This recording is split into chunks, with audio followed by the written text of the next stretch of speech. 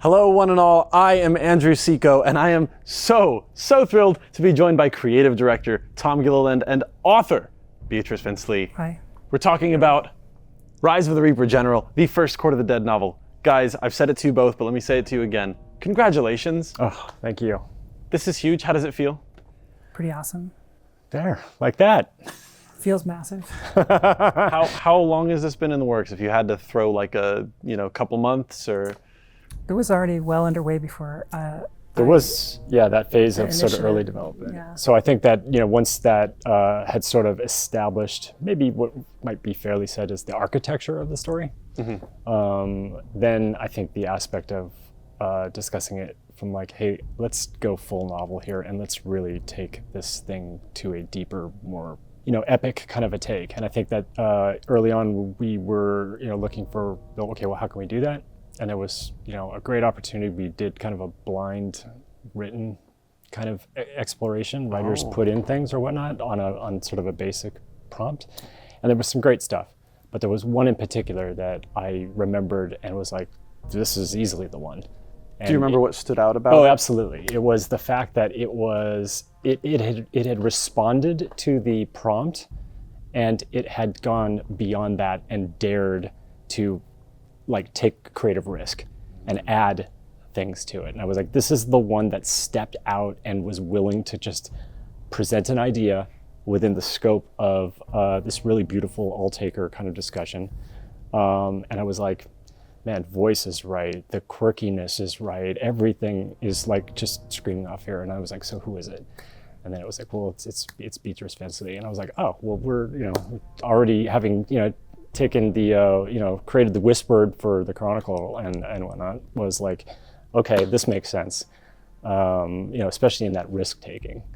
And I think that kind of for me became something that like, I think in the roughly 3 years or more. I don't know, do you got a better peg on this? I think like right at the end of 2017 is when I started. Okay. And then writing took a couple years, and then there was just the process of publication. So it took a little while. But it was great because it was like, I think that gave us the opportunity to really turn over the soil here in the graveyard, if you will. Yeah. And, find all the neat stuff we could. And so, to be sitting here now, with this part of the team and this having been executed is pretty darn awesome. Yeah. So Bea signed on about 3 years ago. What's it like collaborating with the creator of Court of the Dead? Oh, it's been awesome. I think maybe the best way to describe that is just the two of us kind of early on found a very strong spiritual connection in terms of how we like to tell stories and the kinds of things that I guess pique our interest in stories and flows through drama and character. There was kind of a like try to wow each other kind of a thing going on that was like, that is amazing, yes. And then, you try and spin something to keep up. You circle around your influences. And I think that's where, there was a lot of stuff that was able to be brought, to the table in addition to like, okay, we worked on it to a point. And then I think that's where, we were looking at this and, Bea made so many like insightful observations as to, we could take it up to this level, or all the way up here. And I was like, well, we're going to the top floor. And I think that, the confidence of that was like really there from, again, like some of this early stuff where it was like, okay, at every point, the willingness to take risks or, to bulldoze monument ideas and also to bring in things that were like, this is completely out of, left field. But is an amazing fit. In fact, get rid of this other thing. This is the new version of what we're going to consider this. I don't know. I feel like there were many times where we were like, if you would just shut up, I will tell you the most awesome idea that I've already been formulating while you're talking. And so we would always things like a sword fight or whatever. No, it's never really felt like a conflict. I always felt like just from the very beginning. I meant like maybe a dance is a better idea. Oh, yeah, okay, sure. Let's go that. I'm always like, to the extent that put a weapon in it. I don't know. A duel with swords is always a dance in some way, right? Very much so. No, I like that the collaboration. I love the description of how these ideas built up the structure and how you were willing to throw away something that wasn't working before to bring in the new. That's a really good metaphor for what happens in this novel. That's a really good metaphor. That's kind of a huge plot point, isn't it? That is a massive plot point. Could you just, in case for people who haven't watched maybe before, maybe don't know what this is about, could you give us a little pitch, Bea?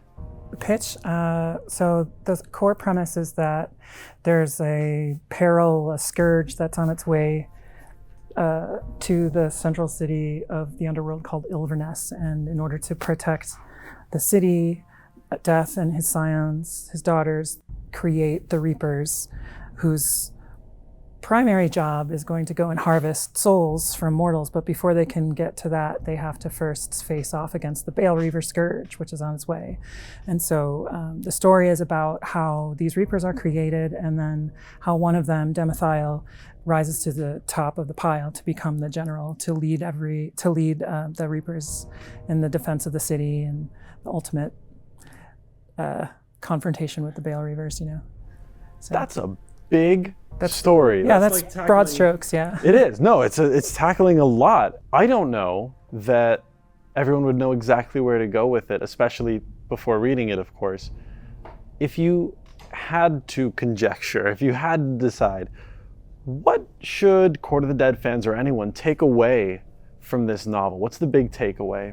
So, well, I think the theme that, you know, has always been the mainstay of Court is sort of that's sort of your responsibility to be self-determining. You know, you've got to, you know, like learn yourself, and then, you know, and then live that, you know, honestly or whatnot. And I think that, you know, the story really takes you to the birth, essentially, of someone in the underworld, a completely different, you know, introduction to the world than what we as mortals understand it to be. And it certainly takes a lot longer, right? Or we never really figure it out. I don't know. But in this particular case, you know, I think that notion of Demethiel stepping into this role as a new being, that it has kind of, I don't know, this is maybe not the best term, but like a lot of programming uploaded that he has to sort of sort through what is for me and what is about me, you know, and then what is just information. And I think that, you know, that for me is like this sort of Pinocchio-esque journey of like how to become the Demethiel I know that I want to be, that is also what the situation demands. Fair? yeah, I had the exact same answer. I was going to say almost the exact same thing. I think that the thing that I hope people take away is that sense of searching for things, searching for answers, always asking questions, trying to find the beauty that's beneath the surface or that's just there in the moment. And then realizing that in the end, it's the searching and that tendency of yourself to look for those things that's really the most important. Thematically, if people are going to take something away to improve their lives, I hope it would be, you know, that. I also think the aspect of, you know, from the story's point of view, I mean, this is like, it's a dark fantasy, that's for certain. And, you know, you've got a main character that is essentially a skeleton. Yeah. And I think, you know, the challenge that was, you know, paramount in my mind, you know, certainly in Bea's, was the notion of like, well, how do we make this a real person? Yeah. And I think that was, you know, that's always been one of the challenges of Court. You know, you've got all these characters that, you know, some look like things that as mortals, yeah, I recognize that, kind of, I get it. But others are they're more distinct in their you know, interpretation. And so, but it's like that notion of like, well, can you create that sort of flow between characters that feels natural and feels like, yeah, they're in this big predicament, but that can't be the only thing. It's got to be personalized. And I think that that's something where, you know, I'd love for, you know, I'd love to see people catch on to that point and go, cool, it feels like I'm reading about, you know, fantasy archetypes, only these ones are dead. So I think that was kind of the cool twist to the whole gag. Yeah, absolutely. You were talking about how people can look at these characters, these almost archetypes, and recognize them as something. They can just kind of look at them and know, or look at them and not. When we look at this novel, when we're looking at where this exists in the universe of the Court of the Dead, we get any hints of the future? Can we look for anything in the future? Can we There's see what's some stuff that's slid in there, definitely. Okay, yeah. Okay, right now I'm working on Rise, which is a Court of the Dead novel that centers around Shard entering into the Underworld. And knowing that I was going to be doing that over the course of this, I did plant some seeds in Demethiel. Is that what you're asking? Like, are there things that kind of project into the future? Like the Easter eggs? Yeah. Yeah, there's things in Rise that very much, in fact, the scene that I've been working on over the last couple of weeks is Demethyl and Shard, and like Shard meets Demethyl at the tree. And then he takes her into the Ilverness for the first time. That is the opportunity that I've had to really present to Shard and of course the reader all of what the Underworld means to me as a writer and to Tom as a creator, and what we hope readers will, the sense that the energy that we hope that readers will get. This has been the place where I've tried to pile those details in, like slow down the narrative a little bit to give us more of kind of like an experiential essay of like entering into the city for the first time. And so that's been wonderful, especially because now, the reason I bring it up is because, she's traveling with Demethyl, who I know so well, and the two of them are able to kind of connect on a soldierly level, but also on like a more fundamental level that I won't give away. And that's a big hint. That's a lot of big hints. I'm like, you said something about a tree. I'm like, tell me about this tree. Oh, the trees. Don't tell me about the tree. Okay, I won't say anything. As I don't want to take any more than I've been given. I love that that's in here. I love that the seeds have been planted. That was a bad tree joke. Oh, come on. I thought it was a pretty good tree joke. Yeah. So let me go. We really dove in there. Let me go a little bit higher level, bird's eye view. Sure. Favorite character in the novel. Favorite character. Well, the main character Demethyl is, clearly the hands-on favorite. Yeah. So, and I mean, that was the entire goal, and I think it succeeds in that, amazingly. But I kind of go to my kind of weird go-to perspective on when I'm watching movies or reading books or other types of stuff, where there's the writer, creator, or however this came to be, has populated the sort of back cast or the secondary cast with characters that kind of can like either visually or because through something they do, and it's often kind of not terribly big, but sometimes its punch weight is so much harder in that minimal amount of time that they just stick with you. And there's a character that is one of the 100 Mortis Knights named Torbranth, and in my take in reading it, I kind of was like, man, I'm like, and I won't get too much into the role he plays within the knighthood, but there is kind of an aspect to him that, when we say knights, we think all this plate mail and whatnot, and Demethyl certainly, just fills that, casket pretty well. But in Torbranth's view, there was a little bit more of a kind of like warrior mage kind of lichy vibe to him and whatnot, and somebody who was like kind of stretching the ethereal magic that's available to him, not so much in a martial way, but in more of a sorcerer kind of a way. And it plays very importantly in the role, and he also does some other things that have some pretty heavy symbolic weight to him that, again, kind of speaks to that notion of like, even the smaller characters have a way of like, and Bea did a wonderful job of like, having these types of characters blossom up throughout the landscape of the story, throughout the whole story. And I think that helps. I love that because in many ways it is a reflection point for the main characters that you are, that you're attaching yourself to, but it helps when you have someone else that's kind of attaching to them in a similar way. Right. And I love that, and that's what I kind of, if I had to cherry pick one out, that was one I kind of thought was like, yeah, that was one that I was always like, oh, when's he showing up again? What about you, Bea? Oh, that's easy for me. I think my favorite character is Alienastus, which is also my favorite statue. She's just whimsical and weird and funny and I guess moody in many ways, and she's got a kind of hidden creepy side that really only Demethyl gets to see, and she happens to be like the proprietor of this infinite library, and it has a very strong effect on how she spends her time and the kind of character she is, and it's I think kind of a different character than maybe you might expect in Court of the Dead. It was an opportunity to present like a contemporary rhythm or pulse, if that could be said about an undead character. Yeah. It's a great voice, and I think it's amongst numerous ones that found their own kind of eclectic niche in the way that the conversations go. That was one of my favorite characters to read their stuff, because I mean, for all the reasons that she cites, I mean, it's so colorful. It's some of the most entertaining stuff, and I think it's also the part that Gilliland says as sort of unwitting way of like telling a lot more information than like maybe she thinks she's giving. And also as a writer, I think as a device was really potent, being able to deliver a lot in a quirky way, you know? You have to try to find your places where you can deliver exposition and stuff.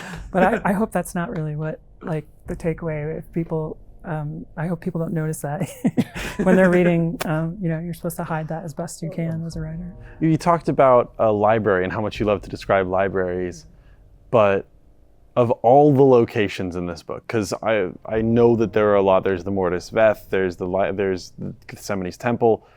Do you have a favorite location that we get to visit in Rise of the Reaper General?